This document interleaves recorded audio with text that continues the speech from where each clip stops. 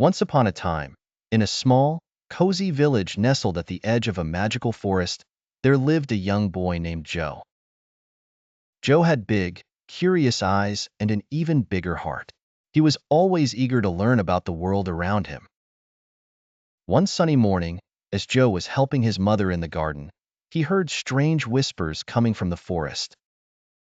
He knew about the tales of magical creatures and hidden treasures that his grandfather used to tell him, and his curiosity got the better of him.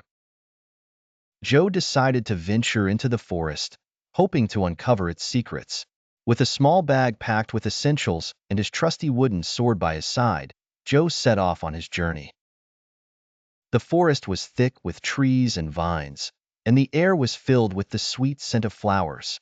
As Joe walked deeper into the forest, he saw a flash of light.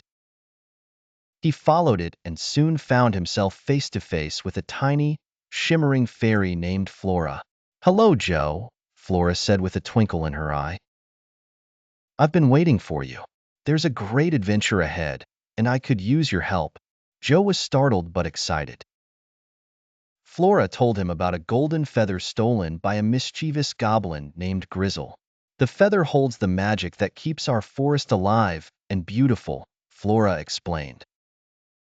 Determined to help, Joe agreed to find Grizzle and retrieve the feather.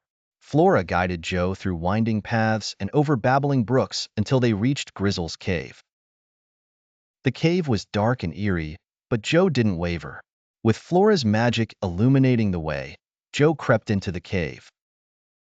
Inside, he saw Grizzle snoring soundly, the golden feather clutched in his hand. With a deep breath, Joe tiptoed closer and gently pried the feather from Grizzle's grasp. Suddenly, Grizzle stirred and opened his eyes. "Intruder!" he bellowed. But before Grizzle could react, Flora used her magic to create a dazzling distraction. Seizing the moment, Joe dashed out of the cave, clutching the feather tightly. Back at the forest's edge, Flora thanked Joe for his bravery. As a reward, she gifted him a small vial of fairy dust. "Whenever you need help, just sprinkle this and call my name," she said. Joe returned to his village a hero, the golden feather safely back where it belonged.